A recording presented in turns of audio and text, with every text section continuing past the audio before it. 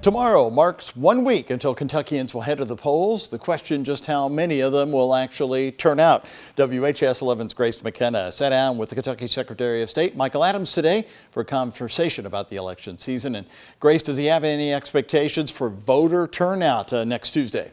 Well, Doug, Secretary Adams said that there certainly is a lot to be seen. And of course, this is a midterm election. Typically, turnout is higher for presidential races. And in 2020, that turnout hit a record high. However, Adams said this election cycle is a big one. There are a lot of elections and 2 amendments to vote on. Adams said about 46,000 people have already voted either by mail, drop box, or through in-person absentee voting. So far, Adams said slightly more Democrats than Republicans have voted. He's anticipating high interest in this election, calling the ballot a barbell. That means the elections at the top of the ticket, like the Senate, and at the bottom, like the constitutional amendments, drive turnout. However, that turnout likely won't be the same statewide.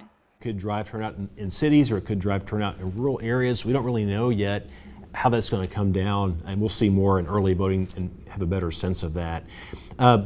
You see much higher turnout, of course, in a presidential year than you see in a midterm. That's really, I think, kind of backwards. There are more races on the ballot now than there will be in 2024 or were in 2020. In addition to Election Day itself, Adams reminds voters there are 3 no-excuse early voting days, which start Thursday, and you can vote at any of the 7 polling places for those days. Because the ballot is so long this year, Secretary Adams encourages people to read up on their races ahead of time. You're also able to print a sample ballot off ahead to review. In the studio, Grace McKenna, WHAS 11 on your side.